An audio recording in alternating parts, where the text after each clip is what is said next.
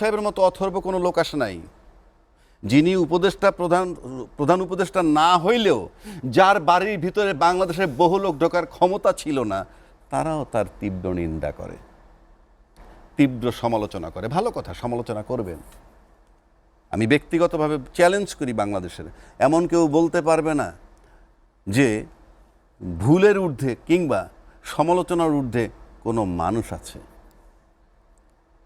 কিন্তু বাংলাদেশে আমি কোনো দলের নেতাকে দেখি, কর্মীরে দেখি নাই আজকে পর্যন্ত নিজ নিজ দলের কোনো সমালোচনা করতে।